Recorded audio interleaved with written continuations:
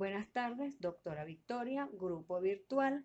Bienvenidos todos al compartir de saberes sobre los métodos perspectivas teórica construccionista en la fenomenología. Autoras Vilma Tampoa y mi persona, Luisa Elena Pérez. Dentro de la investigación cualitativa se encuentra el método fenomenológico, el cual es una ciencia que estudia la aproximación de los hechos, fenómenos y el ámbito en el que se hace presente esta realidad. En sí describe las estructuras de la experiencia tal y como se presentan en la conciencia, sin recurrir a una teoría, deducción o suposiciones. Esta corriente del pensamiento fue creada en la mitad del siglo XX en Alemania. Su fundador fue Edmund Husserl, quien bajo sus postulados establecía la necesidad de ir a las cosas mismas, es decir, buscar cómo nos aparecen las cosas directamente y no mediatizadas por estructuras culturales o simbólicas. Heidegger, 2006, uno de sus representantes más destacados, sustentaba que la fenomenología pone énfasis en las ciencias de los fenómenos. El propósito fundamental de la fenomenología es comprender las experiencias de las personas con respecto a un fenómeno y describir los elementos en común de tales vivencias. En cuanto a las características de la fenomenología, puede decir que es un método descriptivo, reflexivo y de exigente valor científico. El investigador suspende su juicio del fenómeno para comprender a través de las voces de sus informantes clave.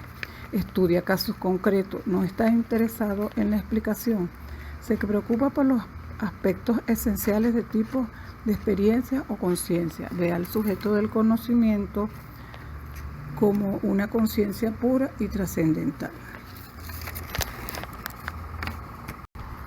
Sus enunciados son válidos en un tiempo y en un espacio determinado. En cuanto a las técnicas de recolección de la evidencia, tenemos la observación, es una técnica primaria del investigador cualitativo al ingresar al escenario social para ver cómo es la dinámica en la que se desenvuelven los sujetos de estudio para obtener información sobre el fenómeno o acontecimiento social tal como se produce. Con relación a la entrevista, es un espacio interactivo dialógico entre el investigador y un sujeto informante, en el que a través de una relación horizontal se logra la inmersión en los sentidos subjetivos que emergen del sujeto, que habla desde un compromiso total con su expresión sobre el tema.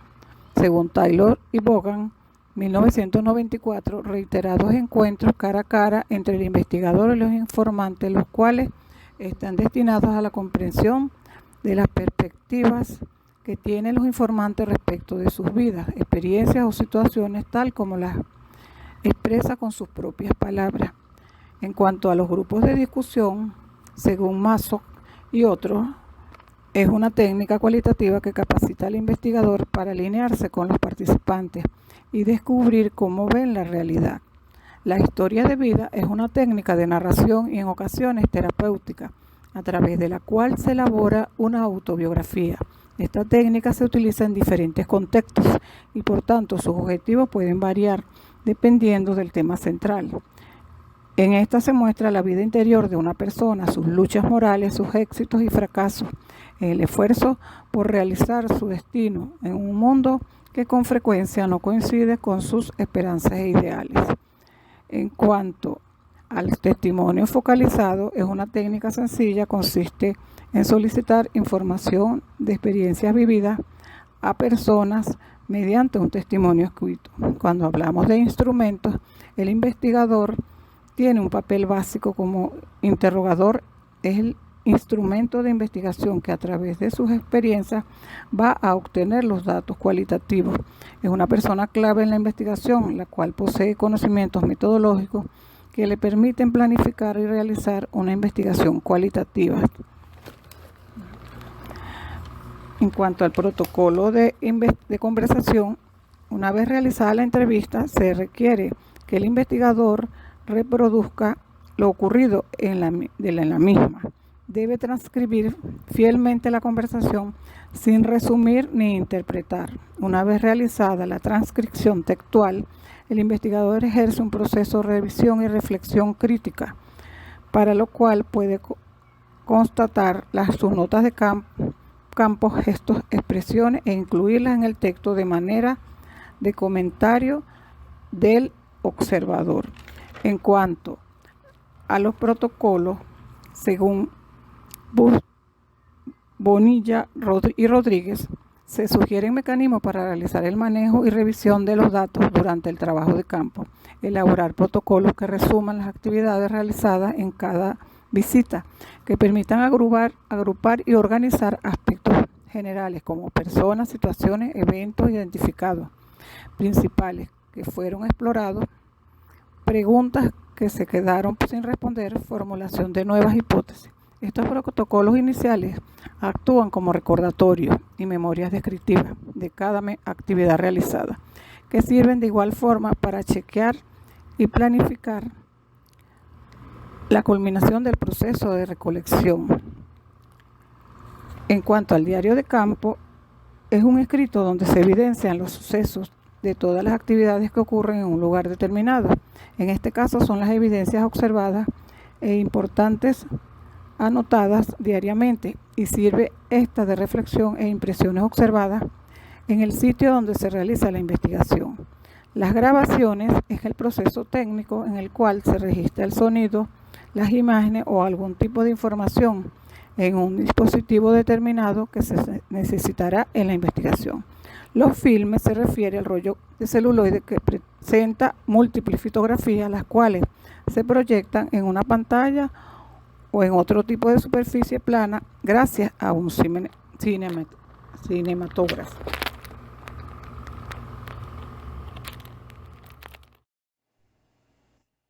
A continuación, hacemos mención a algunos de los recursos utilizados en la fenomenología, como son las fichas personalizadas, estadística y fotografía.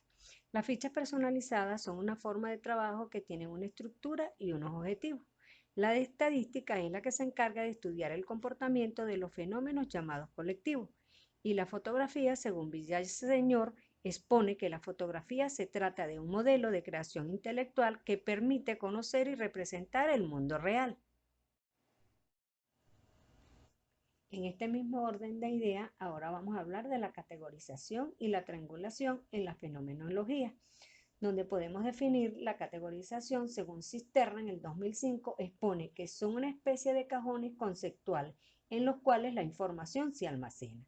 En la triangulación, según Opperman, la triangulación es una técnica donde se usan tres o más perspectivas o diferentes observadores o variada fuente de datos, los cuales pueden ser cualitativos, cuantitativos, distintos. En los requisitos de la triangulación podemos mencionar la creatividad, el ingenio en la recopilación de datos, las interpretaciones profundas y la capacidad de organizar materiales en un marco coherente. Asimismo, los tipos de teoría son la descriptiva, la fundamentada y la sustantiva. La descriptiva, el objetivo de esta está en lograr una descripción del fenómeno en estudio que sea completa y que refleje la realidad vivida. En la sustantiva es aquella que es aplicable a un área determinada, a diferencia de las teorías formales que presentan un nivel de abstracción mayor, por lo tanto son aplicables a situaciones generales. La fundamentada es una teoría derivada de datos recopilados de manera sistemática y analizados por medio de un proceso de investigación. Para finalizar, tenemos la revisión de una tesis en una perspectiva. La tesis seleccionada fue el enfoque humanista en la praxis pedagógica del docente de educación física. Su autor fue Pablo Hidalgo, su tutora Nora Panza. Los recursos empleados se utilizó el método biográfico, relatos de vida o historias de vida. Su triangulación se utilizó la triangulación de fuentes, es decir, se compararon una variedad de datos provenientes de los tres informantes clave y se cotejaron con la teoría. En su categorización, la información suministrada por los actores sociales emergieron 4 categorías comunes a los 3 actores sociales y las subcategorías a su vez brotaron la información particular de cada uno de los informantes clave.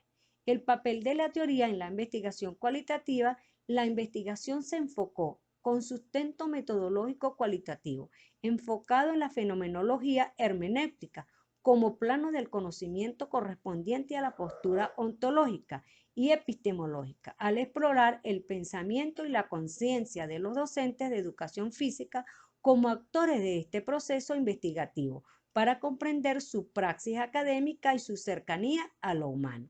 En los tipos de teorías utilizados utilizaron la teoría descriptiva para ilustrar sus conceptos y para conservar a los lectores que lo que ellos dicen es la verdad. Asimismo, fue utilizada la teoría fundamentada, porque allí se formaron los constructos teóricos sustentados en los diversos autores.